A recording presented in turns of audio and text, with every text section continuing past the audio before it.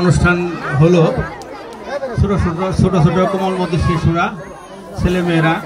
তো যারা বিজয়ী হয়েছে তাদেরকে আমার অভিনন্দন, আর যারা বিজয়ী হতে পারে নাই তাদেরকে আমার ভালোবাসা। হয়তো সামনে তারা আবার পারবে।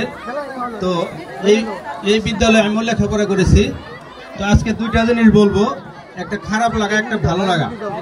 তো ভালো লাগার বিষয়টা এই যে আজকে এখানে দাওয়াত পাইছি, এখানে আইসা দুইটা কথা বলার সুযোগ পাইছি। তো এর আগে কখনো আমাদের কেউ বলে নাই যে এখানে কবে বার্ষিক ক্রীড়া প্রতিযোগিতা হবে বা খেলাধুলা হবে, আমরা জানতে পারি নাই। যাই হোক, আর বিশেষভাবে একজন লোক আমাদের মাঝে উপস্থিত, আমাদের অত্যন্ত প্রিয় লোক, আমাদের ধামরাইয়ের আকরাম সাহেব। তো ওনাকে পাশে পেয়ে আমরা অত্যন্ত আনন্দিত এবং গর্বিত। তো এখানে বক্তব্য দেওয়ার কিছু নাই। সবাইকে বলবো, বিশেষ করে ছাত্রছাত্রীদেরকে বলবো, তোমরা ঠিক মতো লেখাপড়া করবে, সামনে আরো এগিয়ে যাবে, এই বলে আমি আমার বক্তব্য শেষ করলাম। ধন্যবাদ।